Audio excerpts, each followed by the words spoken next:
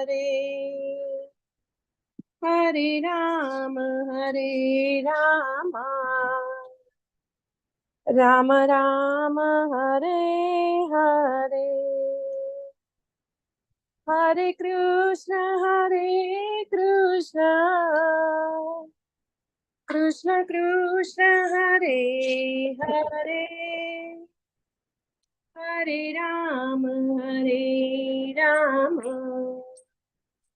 राम राम हरे हरे, हरे कृष्ण कृष्ण कृष्ण हरे हरे, हरे राम राम राम हरे हरे, हरे कृष्ण हरे हरे,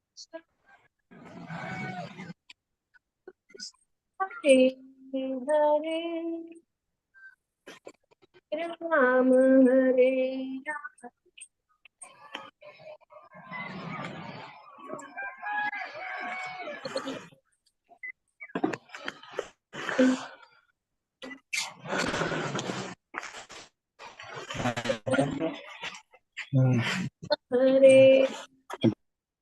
हरे राम, हरे हरे राम राम राम हरे हरे, हरे कृष्ण माता जी। हरे कृष्ण माता जी। Thank you माता जी। हरे कृष्ण। हरे कृष्ण। हरे कृष्ण कीर्तिमान प्रभु। हरे कृष्ण माता जी। हरे कृष्ण। धन्यवाद प्रणाम। हरे कृष्ण ध्रुति माता जी। हरे कृष्ण। हरे कृष्ण दीप्ति माता जी, विजया माता जी, मोहन सिंह प्रभु, हरी लीला माता जी। हरे कृष्ण। आज बिनीता माताजी विजया माताजी એ ગયા શ્લોક અને અનુવાદ ના દીપ્તિ માતાજી એ શ્લોક અને વિનિતા માતાજી અનુવાદ પાઠવી દીધું. ઓકે, સરસ સરસ સરસ. ઓકે, તો ચલો આપણે મંગલાચરણ ગાઈ લઈએ ફટાફટ અને સ્ટાર્ટ કરી દઈએ.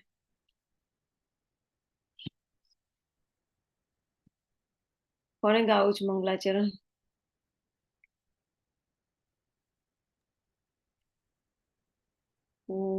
યસ बिनीता माताजी, गो अहेड. हरे कृष्ण। ओम अज्ञानतिमिरान्धस्य ज्ञानाञ्जनशलाकया चक्षुरुन्मीलितं येन तस्मै श्रीगुरुवे नमः। श्रीचैतन्यमनोभीष्टं स्थापितं येन भूतले स्वयं रूपः कदा मह्यं ददाति स्वपदान्तिकम्।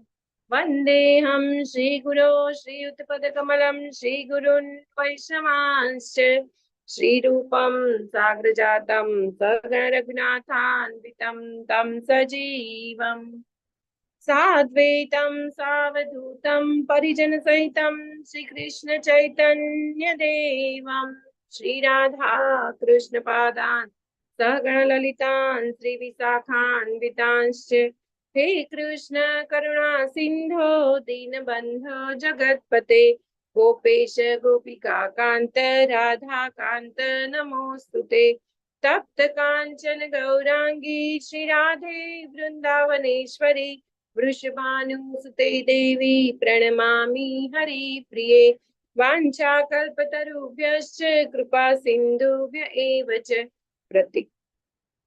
वाञ्छाकल्पतरुभ्यश्च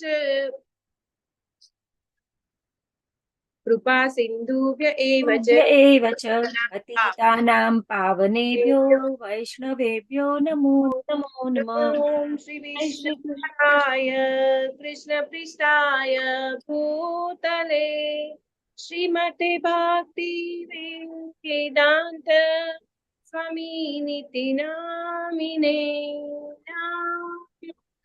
सरस्वती देवे गौरवाणी प्रचारिणे निर्विशेष शून्यवादी पाश्चात्य देशतारिणे जय श्री કૃષ્ણ ચૈતન્ય પ્રભુ નિત્યાનંદ શ્રી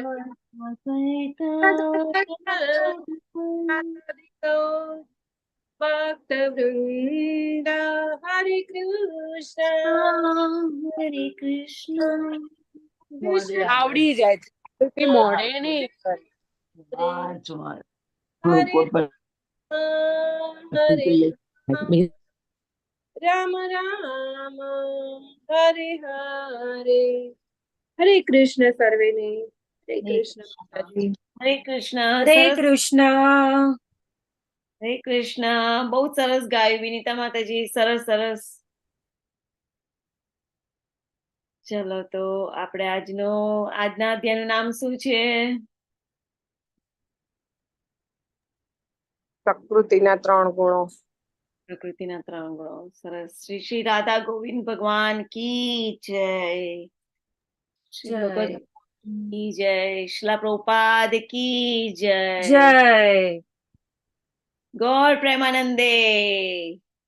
હરિ બોલ. હરી હરી બોલ. હરી હરી બોલ. હરી હરી બોલ. All glories to the assembled devotee. હરે કૃષ્ણ.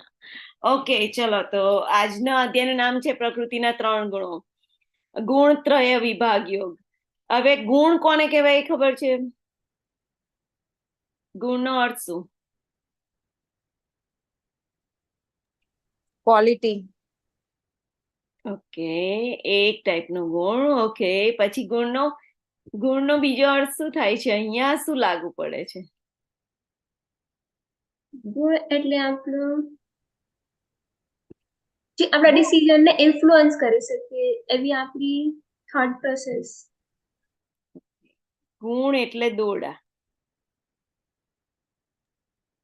એટલે બંધન બી કહેવાય ને. આ દોરડા છે ને એને ગુણ કહેવાય. આ ગુણથી બાંધે છે. સતોગુણ, રજોગુણ ને તમોગુણ. 3 ટાઈપના દોરડા છે. સાંકળ ટિપિકલ ભાષામાં કહીએ તો. ઓકે, અને અહીંયા 3 દેવીઓ મૂકી છે. એ કોણ છે? રજસ, તમસ અને સત્વ. અને આ ભગવાન શ્રી કૃષ્ણ. હાલો. અને અહીંયા નીચે કોણ છે? આપણે બધા છીએ Yes. મનુષ્ય. યસ. ઓકે, મેં ઝૂમ તો કરી દીધું. ઓકે, આ બીજી સ્લાઇડ આવી ગઈ. તો આપણે હવે આ જોઈએ આ અધ્યાય. અને યાદ છે કે આપણને ગયા અધ્યાયમાં વાત કરેલી કે આપણે ઈચ્છાઓ કેમ કરીએ છીએ? કેમ કે આપણે જે ગુણોના સંગમાં હોય એવા આપણને વિચારો આવે, અને એ વિચારો આવે એટલે આપણા વિચારો એવા થાય એટલે ઈચ્છાઓ એવી ઊભી થાય કે તમો ગુણમાં આપણે લાસ્ટ ટાઈમ હતા એટલે એનું ઉદાહરણ આપેલું કે તમો ગુણના કોઈનો સંગ કરીએ તો પછી આપણને એવું કરવાનું મન થાય. એટલે આપણે કોનો સંગ કર્યો ને એ આની અંદરથી આપણે જોવાનું, શીખવાનું. તો આની ઉપરથી જ આપણું બધું ખબર પડશે અને આપણે એનાલાઇઝ કરી શકીશું કે આપણે ક્યાં જઈ શકીએ આપણે આ જીવ છોડ્યા પછી. બરોબર? તો ચલો જોઈએ. તો આ અધ્યાયની ઝાંખી કરીએ તેની અંદર શું છે કે આત્માની સ્થિતિ દેખાડી છે કે ભૌતિક પ્રકૃતિ દ્વારા આત્માની સ્થિતિ. એટલે આ જે તમોગુણ, રજોગુણ અને સતોગુણ છે એ કોના પ્રકાર છે? માયાદેવી. માયાદેવીના. માયાદેવી એ જ ભૌતિક પ્રકૃતિ કહેવાય. રાઈટ? અને કોની શક્તિ છે માયાદેવી? ભગવાનની. ભગવાન કહે છે મમ માયા દુરત્યયા મામેવ યે પ્રપદ્યન્તે માયા મેતામ તરંતિ તે. જે મારે શરણે આવે છે એ માયાને તરી જાય છે. બરોબર? પેલું દરિયા વાળું પિક્ચર યાદ રાખવાનું, પેલા ડિવોટી વાળું ભગવાન બચાવવા આવે છે. તો આ જે માયાદેવી છે એ આપણને આની અંદર બાંધી રાખે છે. એટલે આત્માની સ્થિતિ શું છે 1 થી 13 દેખાડી છે શ્લોકમાં. પછી 14 થી 18 માં 3 ગુણો દ્વારા જે અસર થતી હોય એ દેખાડી છે કે તમે આમ કરો તો શું થાય ને પેલું કરો તો શું થાય એ બધું. પછી એનાથી આગળ એ બધા 3 ગુણોથી ઉપર થઈ જવાનું, ગુણાતીત. બરોબર? એવો જ માણસ કેવો હોય છે, એનામાં શું લક્ષણો હોય છે, તો એ 19 થી 27 શ્લોકમાં છે. બરોબર, લેટ્સ ગો, આપણે આગળ જઈએ. કોને શ્લોક વાંચવા છે અને ફટાફટ અનુવાદ કોને વાંચ્યું છે? કે બિનિતા માતાજીએ શ્લોક ના વાંચ્યા હોય તો એ શ્લોક વાંચે, અને જવાનું થાય ત્યારે જણાવી દે, અને એક જણ અનુવાદ વાંચે. કેમ કે આપણે જલ્દી આ અધ્યાય બહુ સરળ છે, બધાને ફટાફટ સમજી શકાય એવો જ છે, એટલે બહુ ટાઈમ નહીં ટેક કરે આજે. હરે કૃષ્ણ માતાજી, હું અનુવાદ કરી શકું છું. તો તમે અનુવાદ, ઓકે. તો કોને વોલન્ટિયરલી કહેવું છે કે કોને શ્લોક વાંચશે? નહીતર હું વાંચી લઈશ. શ્રી ભગવાન વાચે. મને બહુ ગમે છે જયારે કહે છે શ્રી ભગવાન વાચે.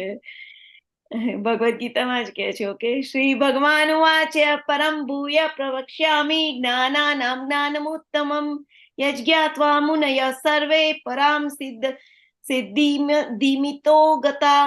યસ માતાજી. હરે કૃષ્ણ. અનુવાદ. પૂર્ણ પુરુષોત્તમ પરમેશ્વર બોલ્યા, હવે હું તને સર્વ જ્ઞાનોમાં સર્વશ્રેષ્ઠ જ્ઞાન કે જેને જાણી બધા મુનિજનો પરમ સિદ્ધિ પામ્યા છે તે વિશે ફરીથી કહીશ. ઓકે, તો હવે ભગવાને શું કીધું કે આ જે જ્ઞાનો આપ્યું, કે લાસ્ટ ટાઈમ શું કીધેલું 13મા અધ્યાયમાં પ્રકૃતિનું જ્ઞાન આપ્યું. પછી ખબર છે ને કયા ક્વેશ્ચનો હતા અર્જુનજીના? જલ્દી. જીવ કોણ છે, ક્ષેત્રજ્ઞ કોણ છે? હા, બરોબર. જ્ઞાન, જ્ઞેય, પુરુષ, પ્રકૃતિ, જ્ઞાન ને ક્ષેત્રજ્ઞ. પરફેક્ટ.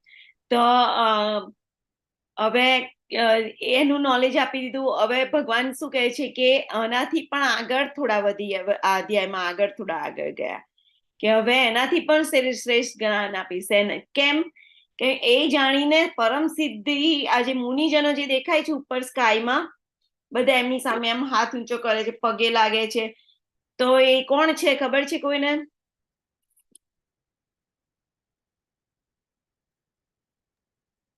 એ છે મુનિઓ છે. 9 યોગેન્દ્રો છે. હા, 9. એ લોકો સિદ્ધિ પામી ગયા આ જ્ઞાન જાણી. ઓકે, જે આપણને કહી રહ્યા છે.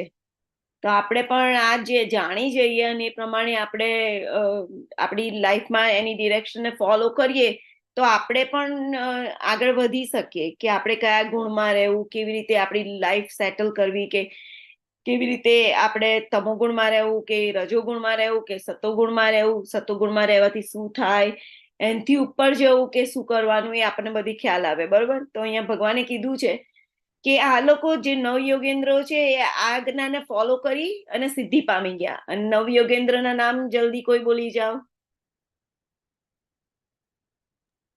કવિ, હવિ, અત્રિ, પ્રબુદ્ધ, પીપલાયન,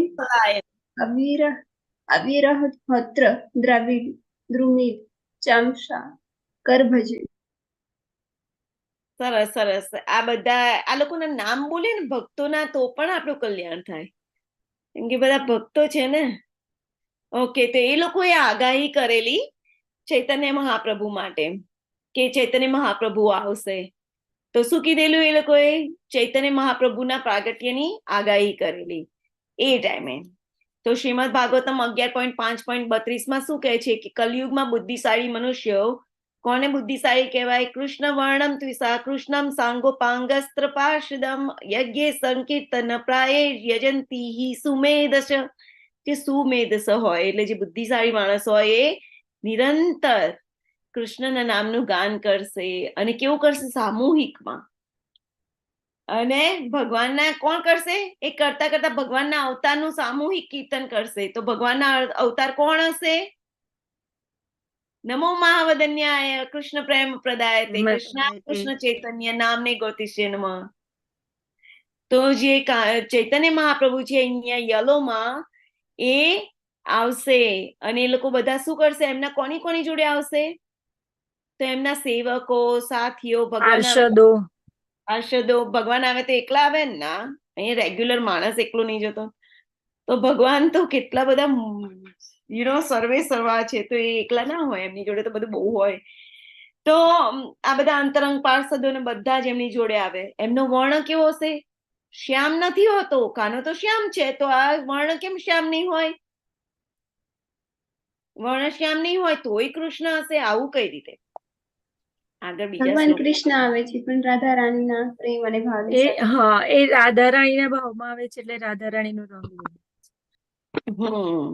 બરોબર. એટલે એ રાધા રાણીના ભાવમાં આવે છે. એટલે કાનો છે એ ઉપર ગોલોકમાં એવું વિચાર્યું કે રાધા રાણી મને કેમ આટલો પ્રેમ કરે છે. તો એમને જાણવું હતું કે આ પ્રેમ કરે તો કેવો ભાવ હોય છે એનો, અને કેવી રીતે શું ફીલ થાય. એ ફીલ કરવા માટે કાનાએ અહીંયા આવવાનું પસંદ કર્યું. અને પછી કાનો જયારે આવ્યો તો કાનો તો શ્યામ છે, તો એને રાધા રાણીનો ભાવ લીધો. એટલે રાધા રાણી તો ગોલ્ડન છે, તપ્ત કાંચન ગૌરાંગી, એકદમ સોનું, તપાયેલું સોનું હોય ને એ કલરની રાધા રાણી છે. તો એમનો જે કલર હતો એ ચેન્જ થઈ ગયો, કાનાનો ગોલ્ડ થઈ ગયો. અને કેમ કે એનો ભાવ લઈને આવ્યો. અને કાનાએ જો એના વસ્ત્ર પણ પીળું પીતાંબર કાનાએ પહેર્યું છે, કેમ કે રાધા રાણીનો કલર છે. એવી રીતે રાધા રાણી પણ કાનાના કલરના જ બ્લુઇશ સાડી પહેરતી હોય છે. તો બલરામજી પણ બ્લુઇશ પહેરે છે. તો પ્રહલાદ મહારાજ પણ કહે છે ભાગવતમમાં 7મા સ્કંદમાં, છન્ન કલો યદ ભવસ્ત્રી યુગોથ સત્વમ, hidden nature of the supreme lord's appearance in Kaliyuga. તો જે એમનું ભગવાન આવશે પણ હિડન નેચર હશે, કે એ પોતાની જાતને કહેશે નહીં કે ભગવાન છે, એ ભક્તના વેશમાં આવશે. પણ એ કોણ છે? એમને 6, જો આપણે 4 હેન્ડેડ જોયા, રાઈટ? અહીંયા 6 હેન્ડ છે. કયા હેન્ડ છે? જો કહો તો મને કોઈ.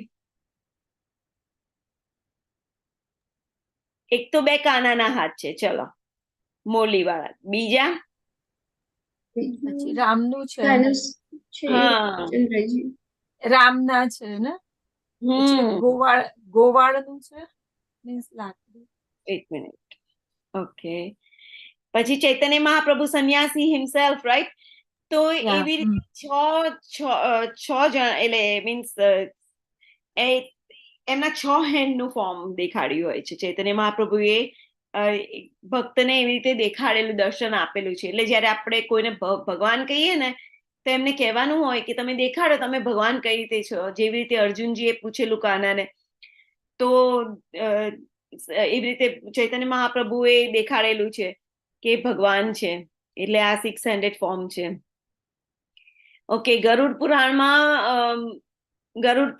પણ કહે છે કે નવદીપ માયાપુરમાં સચી માતાના પુત્ર તરીકે જન્મ લેશે અને કલયુગના પહેલા ચરણમાં સંપૂર્ણ આધ્યાત્મિક સ્વરૂપમાં પ્રગટ થશે.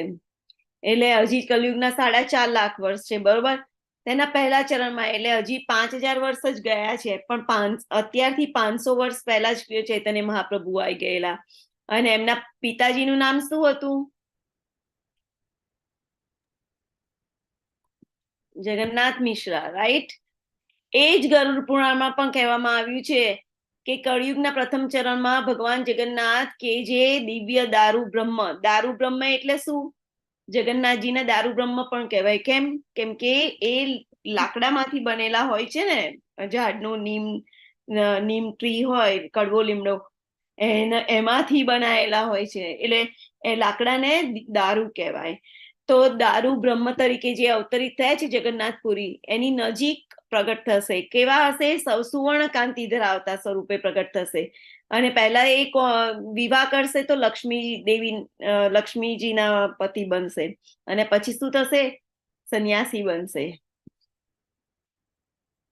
પછી નૃષિ પુરાણમાં કીધું છે કે સતયુગ, પુરુષોત્તમ પરમેશ્વર જે સતયુગમાં નરસિંહ રૂપે આવેલા, રાઈટ? કે એમણે અડધું મનુષ્યનું સ્વરૂપ, અડધું સિંહનું સ્વરૂપ લીધેલું.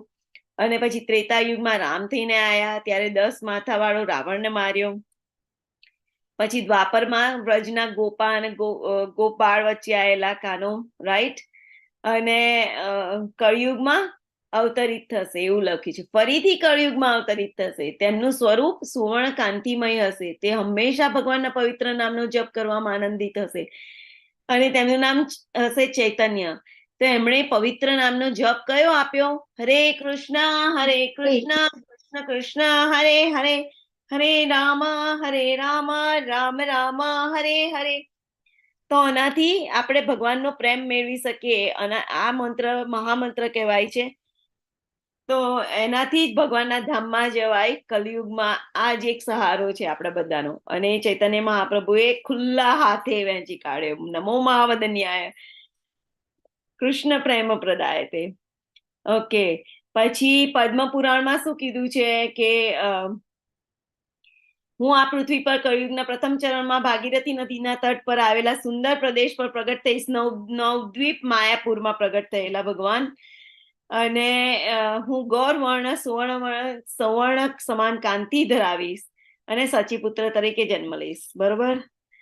પછી કળિયુગમાં 4000 વર્ષ વીતી ગયા પછી 5000 વર્ષ પહેલા હું પૃથ્વી પર અવતરીશ. આટલું બધું ડિટેલમાં કહી દીધું છે ભગવાનનું. તો આપણે જેને પણ ભગવાન માનતા હોઈએ ને, જો કે ભગવદ ગીતા ઉપરથી ખબર પડી ગઈ હશે કે ભગવાન કોને કહેવાય. આપણે ષડ ઐશ્વર્ય દેખાડ્યા. તો એમનું આપણે ભાગવતમાં વર્ણન હોવું જોઈએ. જો ના હોય તો ના માની શકાય. કેમ કે ભાગવતમાં બધાના જેટલા પણ અવતારો થયા છે ને થવાના હોય ને બધાનું વર્ણન છે. એટલે એમ કહે છે કે હું ગંગા કિનારે પૃથ્વી પર પ્રગટ થઈશ. હું ઊંચો અને સંત બ્રાહ્મણ ભક્ત બનીશ. એટલે ભક્ત તરીકે જ આયા છે. એમને ભક્ત તરીકે કે કેવી રીતે આપણે એ શીખવાડવા માટે આયા કે કેવી રીતે ભક્તિ કરવી જોઈએ ભગવાનની. કેટલું બધું ઊંચું લેવલ છે કે ભગવાન ખુદ આવીને આપણને કહે છે કે પહેલા ભગવદ ગીતા આપી દીધી, ભાગવત આપી દીધું ભક્તો વિશે અને પોતાના વિશે ખબર પડી ગઈ આપણને. હવે પ્રેક્ટિકલ દેખાડવા આવ્યા કે કેવી રીતે ભક્તિ કરાય. તો તમારે ભક્તિ કેવી રીતે કરવી એ જાણવી હોય તો જલ્દી ભગવદ ગીતા વાંચી, ભાગવત વાંચી, ચૈતન્ય ચરિતામૃત ઉપર પહોંચી જવાનું.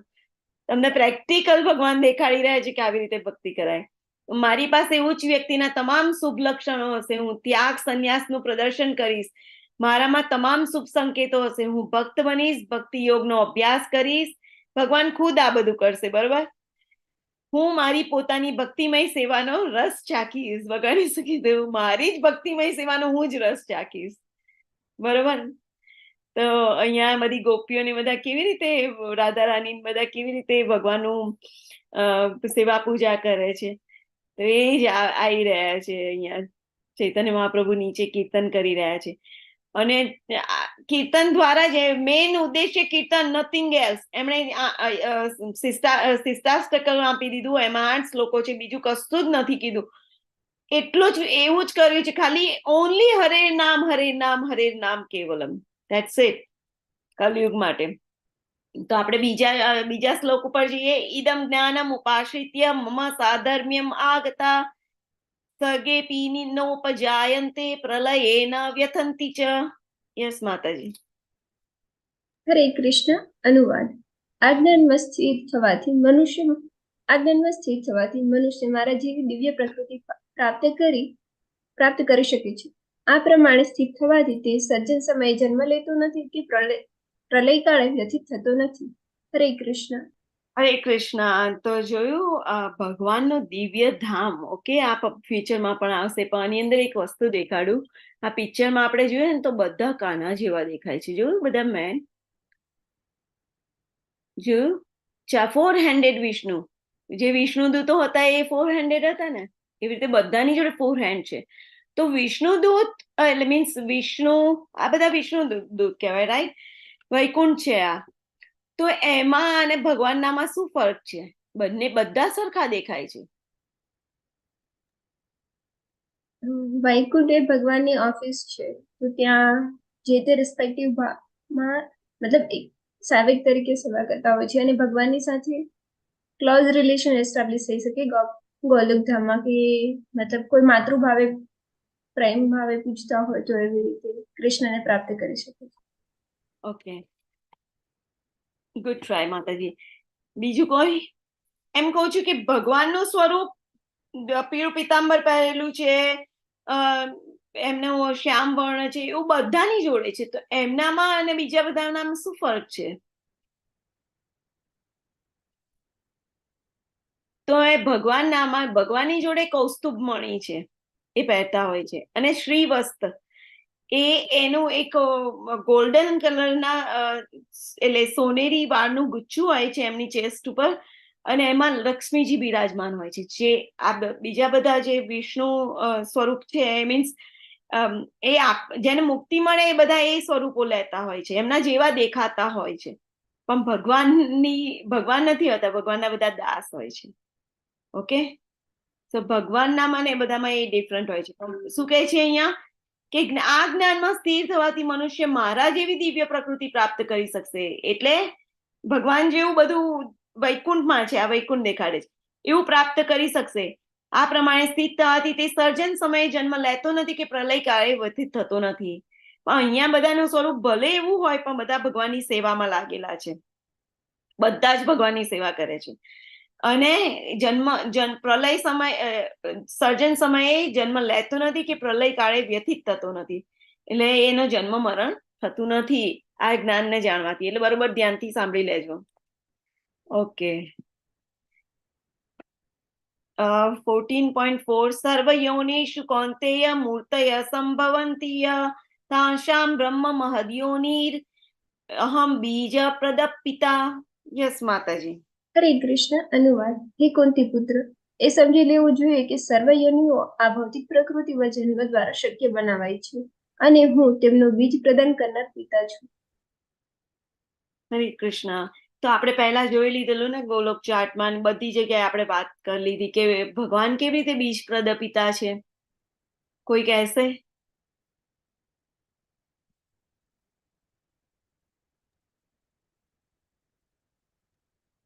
ઓકે, તમારો અવાજ નથી આવતો.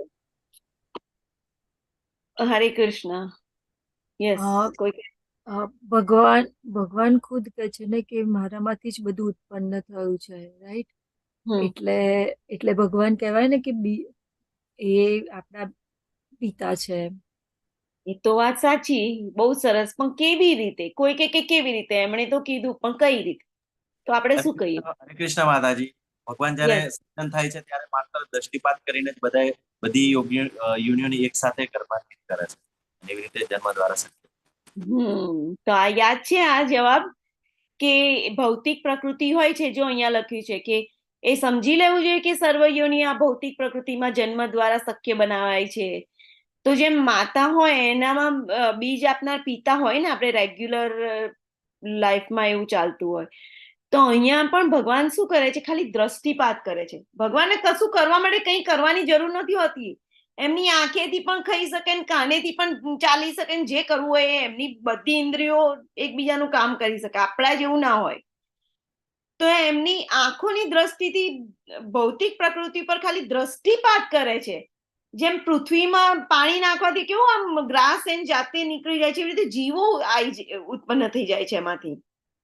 જો ભગવાન એ ના કરે તો પછી દ્રષ્ટિપાત ના કરે તો ભૌતિક પ્રકૃતિ તો પડી રહે, રાઈટ? તો આમ ભગવાન બીજ પ્રદ પિતા છે આપણા, અને એનાથી બધી યોનિઓ સંભવિત થાય છે. આપણી કેટલી યોનિઓ છે? આપણે કેટલી યોનિઓમાં ફરીએ છીએ? આપણે આત્મા છીએ તો કેટલી યોનિઓમાં ફરીએ, કેટલા શરીરો ધારણ કરીએ છીએ? 84 લાખ. 84 લાખ. અને પછી એમાંથી એક ગેટ નીકળે છે મનુષ્ય બનવાનો. જો આ ગેટ પસાર કરી ગયા તો પાછા 84 લાખના ફેરામાં. એટલે 84 લાખ એક વર્ષ જીવીએ તોય 84 લાખ વર્ષ જીવવું પડે, રાઈટ? આપણે કેટલા બધા વર્ષો જીવી આવીશું? તો આપણે કેટલા બધા વર્ષો જીવી આવીશું? વિચારો, એક વર્ષ તો નહીં જીવ્યા હોય ને, કેટલા બધા વર્ષો જીવી આવીશું? તો આ 84 લાખની યોનિમાં ફરવું છે કે નહીં વિચારી લેવું. તો ભગવાન એમ કે છે કે હું બીજ પ્રદ પિતા છું. ઓકે, 14.5 સત્વમ રજસ તમ ઇતિ ગુણા પ્રકૃતિ સંભવા નિબધ્નંતિ મહાબાહો દેહે દેહિનમ અવ્યયમ. યસ માતાજી. હરે કૃષ્ણ. અનુવાદ. ભૌતિક પ્રકૃતિ 3 ગુણોની બનેલી છે. તે છે સત્વગુણ, રજોગુણ તથા તમોગુણ. જ્યારે સનાતન જીવ પ્રકૃતિના સંસર્ગમાં આવે છે ત્યારે ત્યારે હે મહાબાહુ અર્જુન તે આ ગુણોથી બદ્ધ થઈ જાય છે. ઓકે, તો જ્યારે આપણે ભગવાનના ધામમાં હતા ને, તો આપણને ભગવાનની જેવી બધું મજા કરવાનું મન થઈ ગયું, રાઈટ? આપણે જેલસ થઈ ગયા. તો આપણે તો ભગવાનની જેમ માં હોય તો માં એના છોકરો બહુ જીદ કરે, નાનો છોકરો હોય રડતો હોય, મને તો ચાંદો જોઈએ છે, મને તો ચાંદો જોઈએ છે, તો માં શું કરે? આ તો બધાને ખબર છે શું કરે. થાળી લાવે, એની અંદર પાણી ભરે ને ચાંદાનું દેખાડે, રાઈટ? પ્રતિબિંબ બતાવે. પ્રતિબિંબ બતાવે. એવી રીતે ભગવાન શું કરે છે કે આપણા જે ભૌતિક સૃષ્ટિ છે એ માયા બનાવે છે, પછી માયાની ભૌતિક પ્રકૃતિ બનાવે છે, અને પછી એ જીવને ત્યાં એન્જોય કરવા મૂકે છે. હવે જેવા આપણે આ જગતમાં આવીએ એટલે આપણે માયાના 3 ગુણોથી બદ્ધ થઈ જઈએ છીએ. અને હું આ નામનીશ પ્રભુનું લેક્ચર ઉપરથી લઈને આવી છું કે ભગવાને 2 વસ્તુ બનાવી. એક તો વળી સૃષ્ટિ બનાવી, અને પછી બીજું શું કર્યું કે જેવા આપણે શરીરમાં નાખ્યા આપણને, એવા આપણે એને ગઈકાલે નતું કીધું કે પાણીનું, પરમ દિવસે કે પાણીનું ટપકું પડ્યું વરસાદનું તો સીધું નીચે મડ હતું, માટી, એના ગુણ લઈ લીધા આપણે, એના જેવા થઈ ગયા. એવી રીતે જેવા શરીરમાં એવા ભૌતિક પ્રકૃતિના જે ગુણો છે, તો કયા કયા ગુણો છે? સત્વ, રજ, તમસ. એ આપણે લઈ લીધા, પકડી લીધા. હવે અને શું વિચારવા માંડ્યા કે હું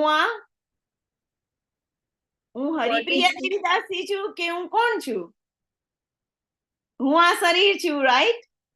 જેવા એવા તરત જ વિચાર લીધું આપણે. એટલે 2 વસ્તુ થઈ કે એક તો શરીર બનાવ્યું અને શરીરની જોડે બાંધી દીધા, આપણે વિચારમાં કરી દીધા. હવે પેલા છોકરાને જ થયું કે આ પ્રતિબિંબ જ ચાંદા મામા છે. એટલે એ તો પ્રતિબિંબ ન જાણતો નતો, એ તો એને જ ચાંદા મામા સમજતો હતો, રાઈટ? એવી રીતે આપણે આ શરીરને જ આપણે ગણવા માંડ્યા.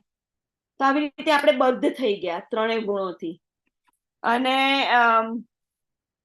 તો પછી આવી રીતે આપણે વિચારવા લાગે કે આપણે કોણ છે, આપણે કોણ છે.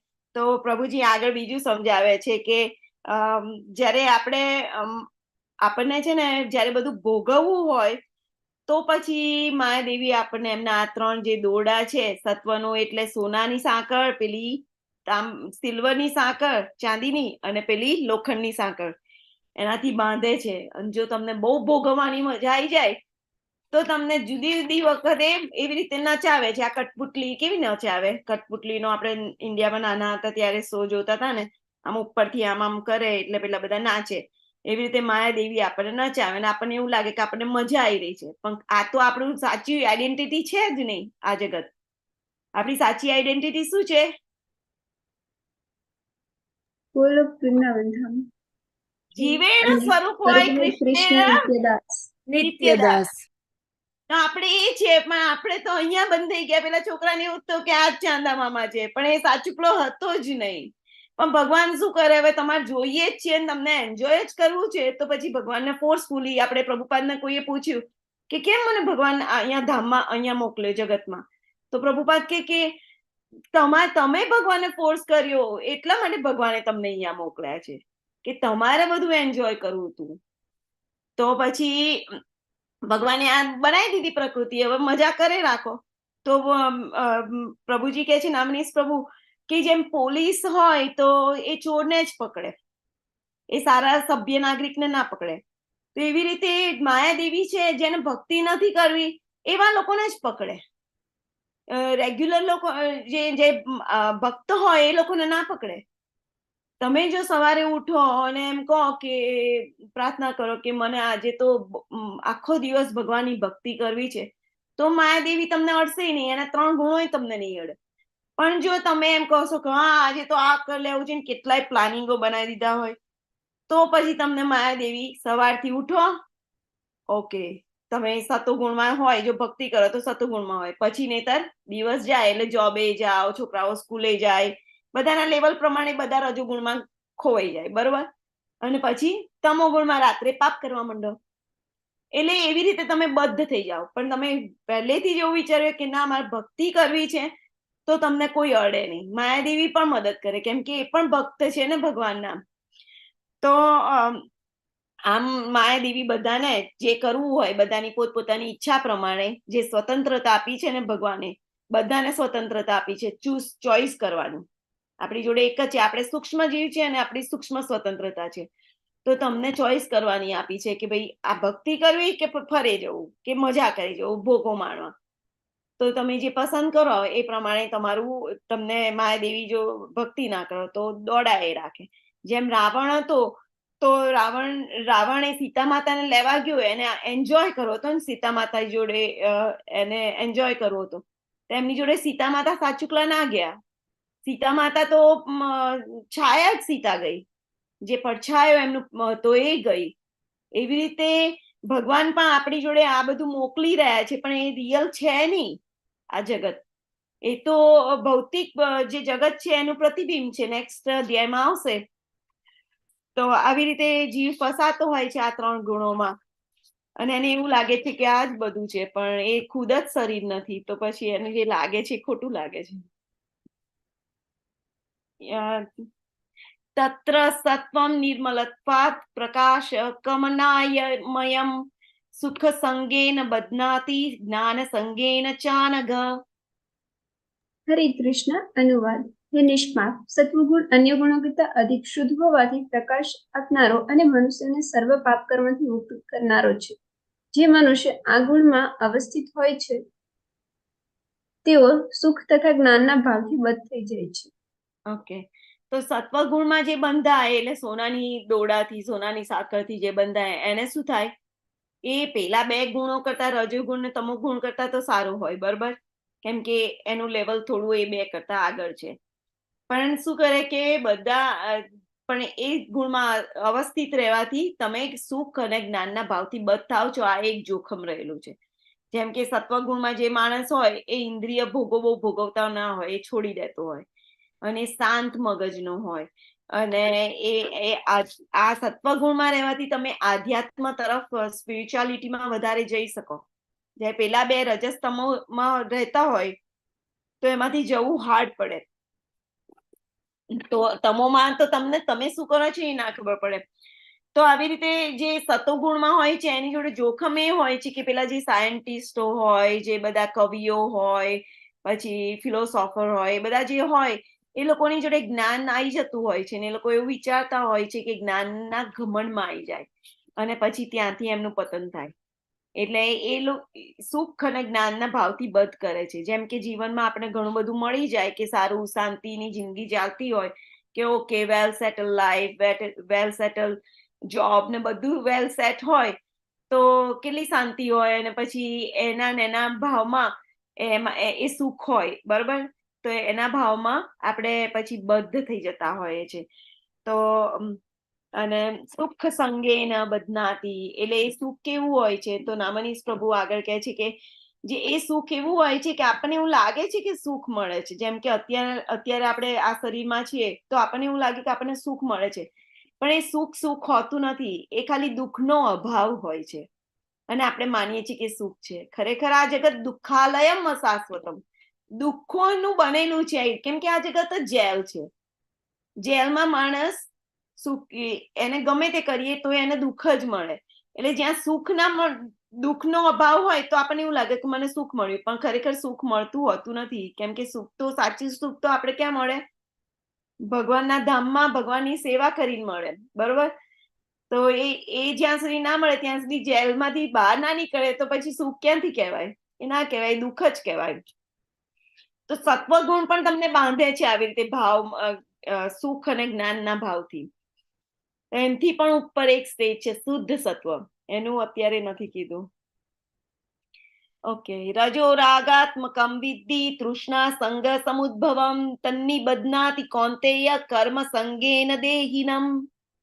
હરે કૃષ્ણ. અનુવાદ. હે કુંતી પુત્ર, રજોગુણી ઉત્પત્તિ અમર્યાદિત ઈચ્છાઓ તથા તૃષ્ણાઓને કારણે થાય છે, અને આથી જ દેહધારી જીવ સકામ કર્મથી બદ્ધ થઈ જાય છે.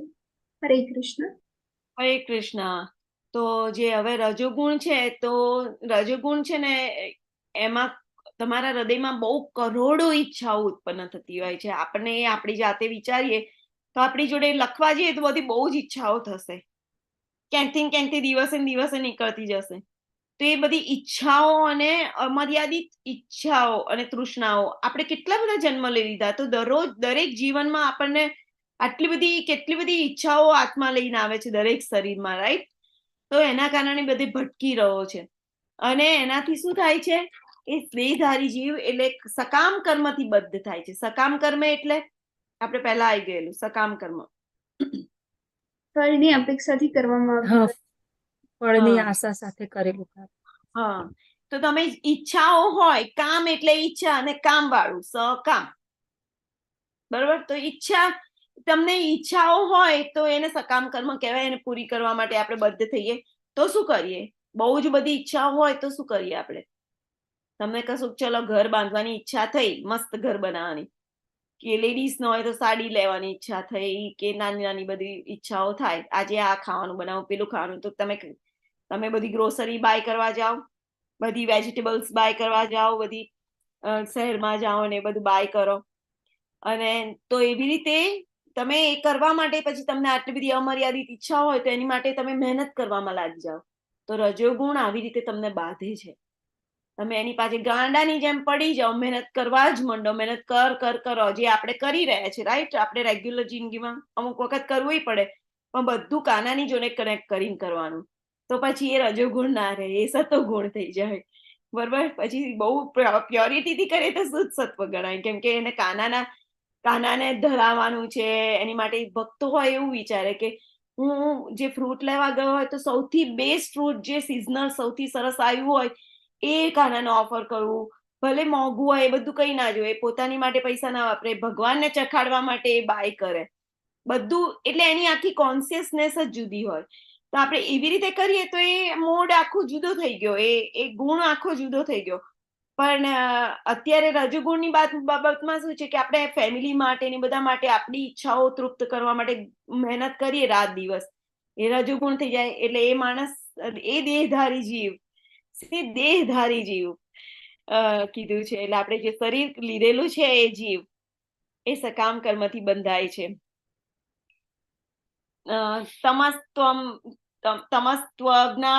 જ્ઞાન જમ વિદ્ધિ મોહનમ સર્વદેહિનામ પ્રમાદાલશ નિંદ્રા ભીસ તન્ની બદનાતિ ભારત.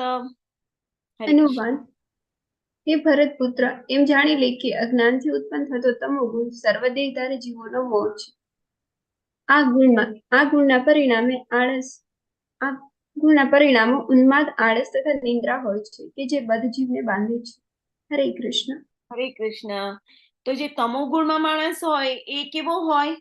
અજ્ઞાનથી ઉત્પન્ન થતો જે તમોગુણ છે. એટલે તમોગુણ હોય એના એ જ્ઞાનમાંથી ઉત્પન્ન થાય, અજ્ઞાનમાંથી ઉત્પન્ન થાય.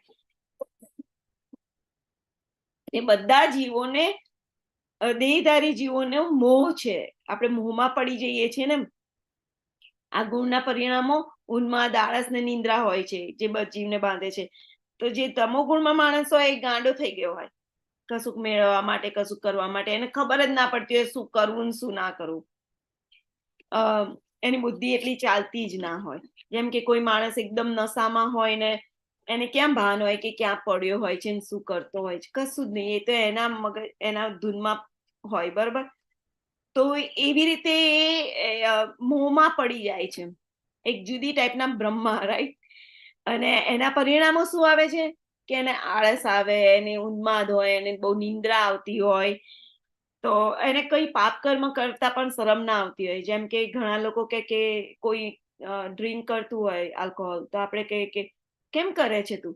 તો એ તરત જ જવાબ આપે, તને શું છે, મારી મરજી, મારે કરવું હોય તો કરું. એટલે એ લોકોને શરમ ના આવે, કશું પાપ કર્મ કરતા પણ એ લોકોને શરમ ના આવે. જ્યારે સતોગુણમાં માણસ હોય તો એનાથી ચલો એ ડ્રિંક, નામાનીશ પ્રભુ કહે છે કે ડ્રિંક કરી લેશે તો પણ એ આમ કોઈને ખ્યાલ ના આવે એવી રીતે એને કંટ્રોલ નહીં રહે, તો એક સાઈડ જઈને બેડરૂમમાં જઈને સુઈ જશે. અને તમોગુણમાં હશે એ માણસ ખરાબ વર્ડ્સ પણ બોલશે ને એ બધું એવી રીતે કરશે. તો તમોગુણી માણસને કઈ ખબર જ નથી હોતી કે કેવી રીતે એક્ટ કરી રહ્યો છે. અને કલિયુગમાં મોસ્ટ લોકો આના અંડરમાં હોય છે.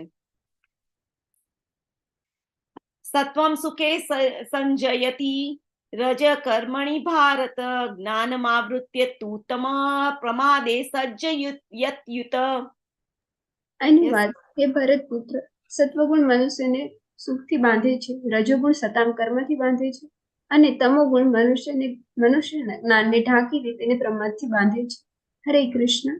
હરે કૃષ્ણ. તો જો અહીંયા છે ને ઉપર છે ને સત્વગુણ છે. O son of Bharat, the mode of goodness condition one to happiness.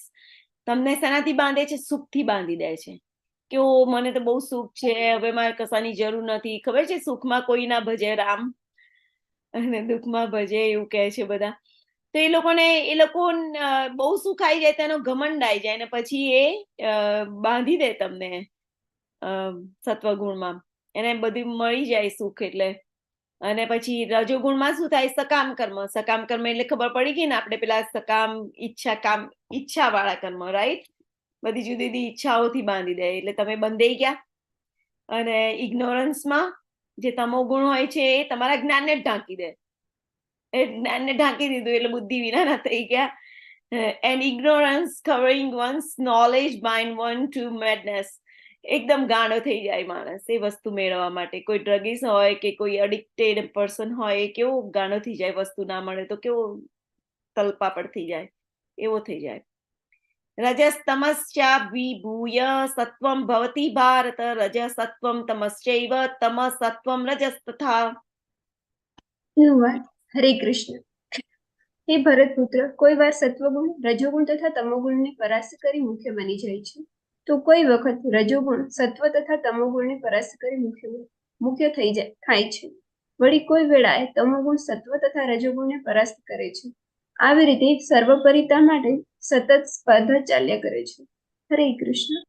હરે કૃષ્ણ. તો આ જે 3 ગુણો હોય છે, તો આખો દિવસ આપણે આ 3 ગુણની ગોળફટ એટલે મીન્સ થી નાચતા હોઈએ છીએ. માયાદેવી આપણે આવી રીતે નચાવતા જાય. આપણી ઈચ્છા હોય એ પ્રમાણે અહીંયા મૂકે ને અહીંયા મૂકે ને અહીંયા મૂકે ને અહીંયા મૂકે. જોઈએ આપણે તો અહીંયા છે આપણું મન છે. મન જ આપણું મુખ્ય પ્રેરક બળ છે આ જગતમાં નાખવા માટે. તો મન છે એને શું કરે? અહીંયા લઈ જાય, ત્યાં લઈ જાય. સવારે સતોગુણમાં જો આપણે ભક્તિ કરીએ તો સતોગુણમાં હોય કે સારા વ્યવસ્થિત મૂડમાં હોય તો ભક્તિ ભાવના કે સતોગુણમાં હોઈએ અને સવારે બધા સારા મૂડમાં હોય છે ને, રાઈટ? બધું સારું સારું વિચારતા હોય.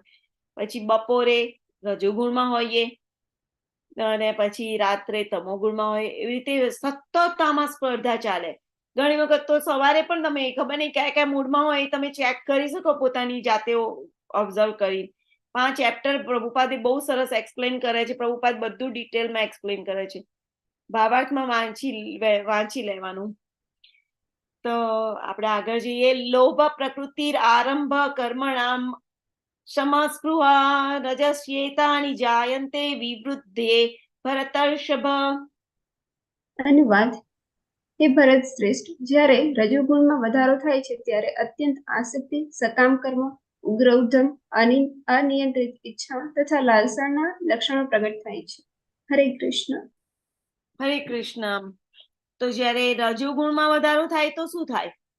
આ 3 ગુણ શીખવાડી દીધા. હવે રજોગુણમાં તમારો વધારો થાય તો તમને શું થાય? આસક્તિ ઉત્પન્ન થાય. કશી વસ્તુ મેળવવા માટે આસક્તિ લાગે, રાઈટ?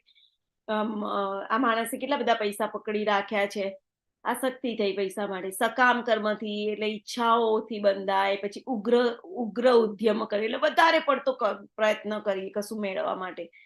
અને અનિયંત્રિત ઈચ્છા અને લાલસાના લક્ષણો પ્રગટ થાય. તો જ્યારે આપણી જોડે આવું થાય ને તો આપણે સમજી લેવાનું કે આપણે રજોગુણમાં છીએ, કે આપણી ઢગલો ઈચ્છા થઈ જાય, ઢગલો લાલસા થઈ જાય. પછી આપણે એની મેળવવા માટે ગાણાની જેમ મહેનત કરતા હોઈએ. બહુ બધી આમ આસક્તિ, અટેચમેન્ટ આપણી મિલકત માટે, આપણી વાઈફ માટે. આપણે મેઇન રજોગુણનું મેઇન આકર્ષણ શું છે ખબર છે? ઇન્દ્રિય ભોગનું સ્ત્રી, અને સ્ત્રી માટે પુરુષ. એ જ મેઇન છે કે મીન્સ સ્ત્રી પાછળ ગાંડા થઈ જવું, કે પુરુષ હોય તો એની પાછળ લેડીઝ ગાંડા થઈ જાય. તો એ રજોગુણનું મેઇન બહુ મોટો ઇન્દ્રિય ભોગ છે. તો અપ્રકાશો પ્રવૃત્તિશ્ચ પ્રમાદો મોહ એવ ચ તમસ્યેતાની જાયન્તે વિવૃદ્ધ્યે કુરુ નંદન. અનુવાદ. હે કુરુપુત્ર, જ્યારે તમોગુણમાં વૃદ્ધિ થઈ જાય છે ત્યારે અંધકાર, જડતા, ઉન્માદ અને મોહ વ્યક્ત થાય છે. હરે કૃષ્ણ. હરે કૃષ્ણ. જો તમો ગુણ વધી જાય તો આ માણસ કેટલો હેલ્ધી લાગે છે, જોબ કરી શકે ને એવું, પણ કેટલો ડિપ્રેશનમાં ફીલ થાય છે, કેમ કે અડિક્ટ લખ્યું છે, રાઈટ? એ એડિક્ટ થઈ ગયો છે કશી વસ્તુથી. તો એ કેવો આવા ડાર્કનેસમાં એકદમ અંધકારમાં જતો રહ્યો છે અને એને ખ્યાલ જ નથી. ઘણી વખત તો રસ્તે પડી રહેલા હોય, રોડ ઉપર પણ પડી રહેલા જોયેલા છે આપણે. તો આ બધા તમો ગુણથી એમનામાં તમો ગુણ વધારે પડતો આવી ગયો. અને અત્યારે આપણે દેખીએ છીએ ઘણા બધા આવા આપણને દેખવા મળે. કર્મણ સુકૃતસ્યાહુ સાત્વિકમ નિર્મલમ ફલમ રજસ્તુ ફલમ દુઃખમ અજ્ઞાનમ તમસમ તમસઃ ફલમ. યસ માતાજી. અનુવાદ. પુણ્ય કર્મનું ફળ શુદ્ધ હોય છે અને તેને સાત્વિક ગુણમય કહેવાય છે. પરંતુ રજોગુણમાં કરેલું કર્મ દુઃખમાં પરિણમે છે અને ગુણમાં કરેલા કર્મ મૂર્ખામીમાં પરિણમે છે. હરે કૃષ્ણ. હરે કૃષ્ણ. તો જો તમે આવી રીતે મંદિરમાં ને બધે તમે સતોગુણમાં જે કર્મ કર્યું હોય તો એનું શું થાય? તમને એનું ફળ શુદ્ધ મળે. લાઈક પુણ્ય કર્મનું ફળ શુદ્ધ મળે. એટલે તમે જેવા કર્મો કર્યા હોય એવું તમને ફળ મળે, બરોબર? તો નહીતર જો તમે રજોગુણમાં કરેલું કોઈ કર્મ હોય તો એ દુઃખમાં પરિણમે. એટલે જો આ મંદિર ઉપર દેખાડ્યું છે તો તમે મંદિરની વિઝિટ લેતા હોય સતોગુણમાં એવી રીતે, અને એનું ફળ તમને એવું સાત્વિક જ મળતું હોય.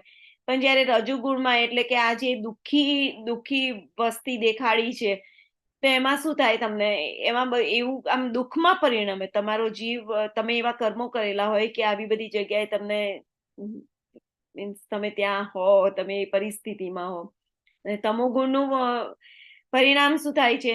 તો તમોગુણમાં તો એ માણસને ખબર નથી હોત ક્યાં જવું ક્યાં નહીં. તમારા માટે બધા રસ્તા બંધ જ હોય છે. મીન્સ તમે ક્યાં જાઓ? હવે એ ક્વેશ્ચન આવશે કે આ ગુણોમાં લોકો ક્યાં જશે, કે તમે ક્યાં જાઓ? તમે આ સત્વગુણમાં રહ્યા હોય, રજોગુણમાં રહ્યા હોય અને તમસમાં રહ્યા હોય, તો મૃત્યુ પછી ક્યાં જઈએ? બધા સ્વર્ગસ્થ તો લખશે, ઓકે, આપણા ફોટાની નીચે સ્વર્ગસ્થ ફલાણા ઢીકણા, તો તમે જશો ક્યાં રિયલમાં?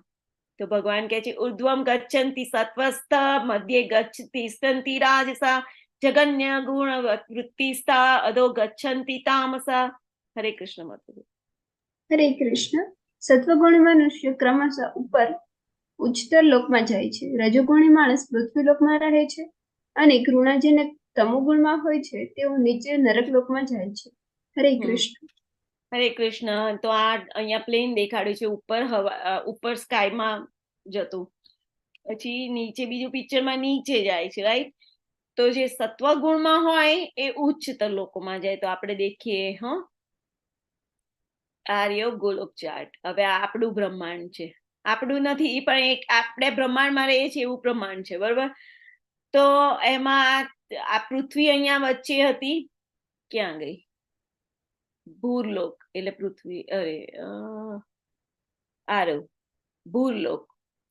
તો જે ભૂરલોક છે એ આપણે જે પૃથ્વી ઉપર રહીએ છીએ એ પૃથ્વી છે, બરોબર? તો સત્વગુણમાં જઈએ તો ઉપરના લોકો. આ જે ભૂરલોક એટલે અર્થ પ્લાનેટ લખ્યું છે એનાથી ઉપર જઈએ, બરોબર? અને તમો ગુણમાં હોઈએ તો નીચેના લોકમાં જઈએ, અને રજોગુણમાં હોઈએ તો પૃથ્વી ઉપર આવીએ, બરોબર? ખબર પડી ગઈ? અને શુદ્ધ સત્વમાં એટલે કે ભક્તિ કરતા હોઈએ તો આવશે આગળના શ્લોકોમાં. તો અહીંયાથી આઉટ. હરે કૃષ્ણ કૃષ્ણ કૃષ્ણ હરે હરે. આપણે આ 14 લોકમાં ફરવું જ નથી, એનાથી બહાર નીકળી જવું છે ભગવાનના ધામમાં, ગોલોક વૃંદાવન, રાઈટ? એટલે આપણે આવું થાય નહીં આપણી જોડે. એ પાછું આવ્યું માતાજી. ઓકે, તો શું આપણે આ સ્થિતિને પાર કરી શકીએ? Let's see. ભગવાન શું કે નાન્યમ ગુણેભ્ય કર્તારમ યદા દ્રષ્ટાનુપશ્યતિ ગુણેભ્યશ્ચ પરમ વેત્તિ મદભાવમ સોધિગચ્છતિ. અનુવાદ. જ્યારે કોઈ મનુષ્ય સારી રીતે જાણી લે છે કે સર્વ કાર્યોમાં પ્રકૃતિના 3 ગુણો સિવાય અન્ય કોઈ કરતા નથી તથા તે પરમેશ્વરને જાણી લે છે કે જેઓ આ 3 ગુણોથી પર છે, ત્યારે તે મારા દિવ્ય સ્વભાવને પ્રાપ્ત કરે છે. હરે કૃષ્ણ. હરે કૃષ્ણ. તો આપણે જો જાણી લઈએ કે આ ત્રણેય જે ગુણો છે એ જ ગુણો કરતા નથી, અને તથા આપણે ભગવાનને જાણી લઈએ કે જેઓ 3 ગુણોથી પર છે, તો તે મારા દિવ્ય સ્વભાવને પ્રાપ્ત કરે છે. તો કેમ આ 3 ગુણો કરતા નથી? એટલે મીન્સ કશું કરતા નથી 3 ગુણો, તો આપણને તો દેખાડે છે કે નચાવે છે આપણને. તો કેમ અહીંયા આવું લખ્યું છે? માતાજી 3 ગુણો સિવાય અન્ય કોઈ કરતા નથી, એટલે આપણે કરતા નથી. 3 ગુણો સર્વ કાર્યોમાં પ્રકૃતિના 3 ગુણો સિવાય અન્ય કોઈ કરતા નથી. હા, તો કેમ ભગવાન આવું કહે છે? 3 ગુણો સિવાય અન્ય કોઈ કરતા નથી. હરે કૃષ્ણ માતાજી. 3.27 માં કહે છે કે પ્રકૃતિ ક્રિયામાની ગુણે કર્માણી સર્વશ અહંકાર વિભૂત આત્મા કરતા અહમિતિ મન્યતે. યસ, યા પ્રભુજી પ્લીઝ બોલો આગળ. હા, તો કોઈ બી જીવ હોય છે એ બધી જીવને કારણે એવું માનતો હોય કે હું જ બધું કર્મ કરું, પણ એ પ્રકૃતિના ગુણો દ્વારા થતો છે. હવે જેવી જીવ ઈચ્છા કરેલી એ પ્રમાણે એ પ્રકૃતિના ગુણો અનુસાર એને શરીર મળે છે, અને એ જે ગુણોને કારણે એ પોતે એક્ટિવ થાય છે, તો એ પોતે એવી રીતે એ ગુણોને કારણે જ કર્મ કરતો હોય છે, બરોબર. જ્યારે આત્મા તો કશું કરતો નહીં હોતો, અને પછી ત્યારે પરમેશ્વર મીન્સ ત્યારે જાણે છે કે મીન્સ જો હાલમાં તો દરેકમાં બધે થવાય છે, જન્મ મૃત્યુ વારંવાર આવશે, બરોબર. તો જે પરમેશ્વરની અવસ્થા છે એ ગુણાતીત અવસ્થા છે, બરોબર. તો આ પ્રકૃતિના 3 ગુણોથી ઉપર થશે, શુદ્ધ સત્વ ગુણની અંદર જશે, તો એ ભગવાન પાસે પહોંચશે, અને એટલે એવી રીતે ગુણોથી પર થશે, ભગવાનના દિવ્ય સ્વભાવ એટલે સચ્ચિદાનંદ સ્વરૂપને પામે છે. હરે કૃષ્ણ. હરે કૃષ્ણ. બહુ જ સરસ પ્રભુજી, બહુ જ સરસ. તમે જે શ્લોકે કોટ કર્યો, વેરી નાઇસ પ્રભુજી. આ ભક્તિ શાસ્ત્રીમાં હોય ને એ લોકો આ કરી શકે, અને બીજા પણ તમે જેને કેટલી બેચો ભરી હોય તો તમે યાદ રહેતું જાય આપણને. તો આ જે 3 ગુણો જે છે એના સિવાય અન્ય કોઈ કરતા નથી, એટલે એ લોકો જ આપણને બધું કરાવે છે, બરોબર. પણ પ્રભુજીએ કીધું કે જે ઈચ્છા હતી, મેઇન ઈચ્છાના કારણે આ બધું આપણે કરતા હોઈએ છીએ. આપણી ઈચ્છા હતી, જેવી રીતે આપણે આઈસ્ક્રીમ ખાવો તો એટલા માટે પપ્પા લઈ ગયા, આપણી ઈચ્છા હતી એટલે ભગવાને આપણને માયાદેવીની અંદર મૂકી દીધા, અને આપણે જે ઈચ્છીએ એ પ્રમાણે થતું હોય છે, રાઈટ. તો એ લોકો સિવાય કશું કરતા નથી, અને ભગવાન આ 3 ગુણોથી ઉપર છે. ભગવાનને આની જોડે કશું લેવા દેવા નથી. એ આની અંદર આ જગતમાં આવે ને તો પણ આ 3 ગુણોની અંદર આવતા નથી, એટલે એ દિવ્ય કહેવાય ભગવાન. અને જે આ બધું જાણી લે, તો આપણે તો સાંભળ્યું, આપણે તો જાણ્યું ના કહેવાય. જાણીએ એટલે જાણીને ઉતાર્યું હોય ને, અને એ પ્રમાણે વર્તતા હોય ને ત્યારે જાણ્યું કહેવાય, અને વિજ્ઞાન કહેવાય. જ્ઞાન તો લઈ લીધું, પણ વિજ્ઞાન ત્યારે કહેવાય. ઓકે. ગુણાનેતાન ત્રીન્દેહી દેહ સમુદ્ભવાન જન્મ મૃત્યુ જરા દુઃખેર વિમુક્તો અમૃત સ્નુતે. સોરી, માફ કરજો, બરોબર ના આવડ્યું. હરે કૃષ્ણ. અનુવાદ. જ્યારે દેહધારી જીવ શરીર સાથે સંકળાયેલા આ 3 ગુણોને ઓળંગી જવા સમર્થ થાય છે, ત્યારે તે જન્મ મૃત્યુ ઘડપણ તથા તેમના કષ્ટોમાંથી મુક્ત થઈ શકે છે, અને આ જીવનમાં જ અમૃત ભોગવી શકે છે. હરે કૃષ્ણ. હરે કૃષ્ણ. તો આ જે સાંકળો છે ને, આ ગુણો, એનાથી ઓળંગી જવા જે સમર્થ થઈ જાય, ત્યારે તે જન્મ મૃત્યુ ઘડપણના તેમના કષ્ટોમાંથી મુક્ત થઈ જાય, અને ભગવાનનું જોડે રહી અને જે અમૃત આસ્વાદન કરી શકે. ઓકે, ભક્તિ રસનો આસ્વાદન કરી શકે. તો આ જે જન્મ મૃત્યુ જરા વ્યાધિ એટલે ઘડપણ ને રોગ, એ બધું શરીર જોડે આવતું હોય છે, તો શરીરને થતું હોય છે, આપણે આત્માને નથી થતું, બરોબર.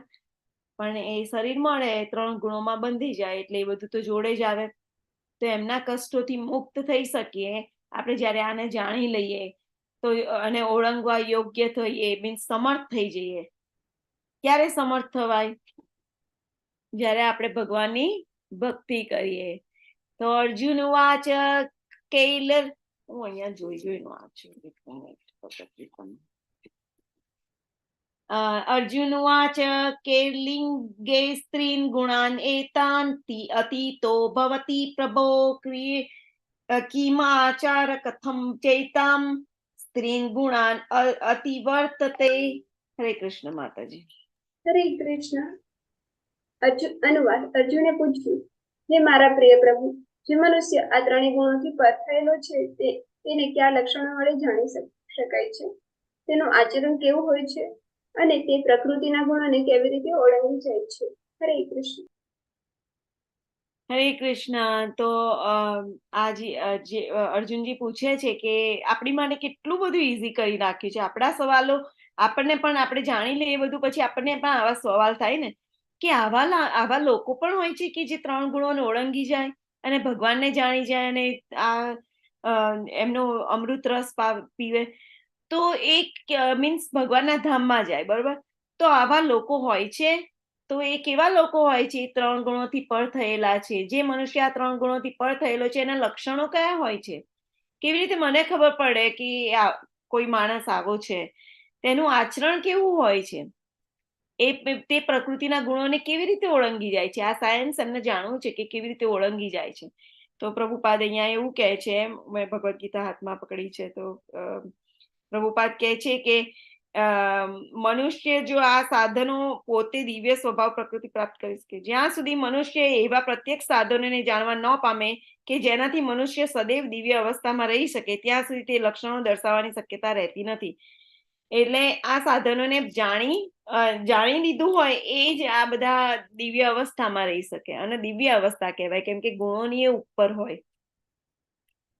તો હું વાંચું શ્લોક.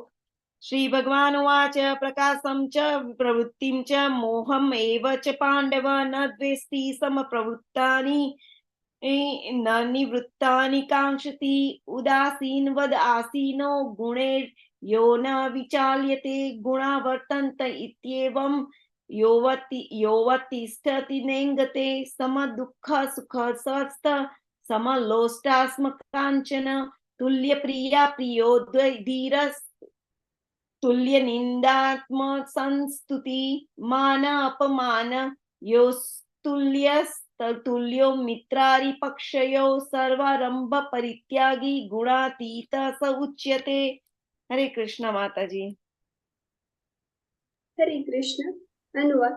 પૂર્ણ પુરુષોત્તમ પરમેશ્વર બોલ્યા, હે પાંડુપુત્ર, જે મનુષ્ય પ્રકાશ, આસક્તિ તથા મોહ ઉપસ્થિત હોય ત્યારે તેમની ઘૃણા કરતો નથી કે જે તે ન હોય ત્યારે તેમની આકાંક્ષા રાખતો નથી. જે ભૌતિક ગુણોની આ સર્વ પ્રક્રિયાઓ પ્રત્યે નિશ્ચળ તથા અવિચલિત રહે છે અને કેવળ ગુણો જ કાર્યશીલ હોય છે એમ જાણીને તટસ્થ તથા ગુણાતીત રહે છે. જે પોતાની અંદર સ્થિત હોય છે અને સુખ તથા દુઃખને સમાન માને છે. જે માટીના ઢેફાને, પથ્થરને તથા સોનાની લગડીને સમાન દ્રષ્ટિથી દેખે છે. જે અનુકૂળ તથા પ્રતિકૂળ પ્રતિ સમાન રહે છે. જે ધીર છે તથા પ્રશંસા ને બદનામીમાં, માન તથા અપમાનમાં સમાન ભાવે રહે છે. જે શત્રુ તથા મિત્ર પ્રતિ સમાન વ્યવહાર કરે છે અને જેણે સર્વ દુનિયાવી કાર્યોનો પરિત્યાગ કર્યો છે, આવો મનુષ્ય જે પ્રકૃતિના ગુણોથી પર માનવો જોઈએ. હરે કૃષ્ણ. હરે કૃષ્ણ. તો જે આ માણસના આ ભક્તના લક્ષણ દેખાડે છે, શુદ્ધ ભક્તના લક્ષણ, અને આવું કેમ કે જે એને ખબર હોય છે કે કશાની આકાંક્ષા નથી રાખતો, કશાની ધૃણાઈ નથી કરતો, કોઈની ઉપર આસક્તિ પણ નથી રાખતો, અને એ વિચલિત કોઈ પણ પ્રતિક્રિયા આવે તો એને ખબર હોય કે ગુણોથી બધી પ્રતિક્રિયાઓ થતી હોય છે. રાઈટ? એટલે કોઈ કશા પ્રત્યે નિશ્ચલ તથા અવિચલ રીતે પણ રહેતો નથી, અવિચલ રહે છે, અને કેવળ ગુણો જ ક્રિયાશીલ હોવાથી એમ જાણી અને તટસ્થ અને ગુણાતીત રહે છે. ગુણાતીત એટલે ગુણોથી ઉપર રહે છે. રાઈટ? જે પોતાની અંદર સ્થિત હોય છે અને સુખ તથા દુઃખને સમાન માને છે. જેમ કે માટીનું ઢેફું હોય કે પછી સોનાની લગડી પડી હોય, કોઈ મૂલ્યવાન વસ્તુ, એને કઈ ડઝન્ટ મેટર, એને કઈ એનાથી લેવા દેવા હોતી નથી, અને હંમેશા ધીર રહે છે, પ્રતિકૂળ અનુકૂળ સંજોગોમાં પણ એ સમાન રહે, માન અપમાનની ચિંતા ના હોય અને શત્રુ મિત્ર પ્રત્યે સમાન વ્યવહાર રાખે, તો દુનિયાવી કાર્યોનો પરિત્યાગ કર્યો હોય છે અને ત્રણેય ગુણોથી, આવા માણસને 3 ગુણોથી પર માનવાનું. તો આ બધું કઈ રીતે પોસિબલ હોય છે? કેમ કે આખો દિવસ એ ભક્તિમાં મગ્ન હોય છે. જો ભક્તિ તમે કરવા લાગો તો પછી તમને આ બધું મીન્સ ધીરે ધીરે તમારું પણ પ્યોરિફિકેશન થતું હોય, બધાનું થતું હોય છે. એટલે એ માનસિક બધી જે સ્થિતિ છે એનાથી પર જતો રહે છે. તો આ બધા લક્ષણ છે. મામ ચ યો વ્યભિચારેણ ભક્તિ યોગેન સેવતે સ ગુણાન સમતિત્યેતાન બ્રહ્મ ભૂયાય કલ્પતે. હરે કૃષ્ણ માતાજી.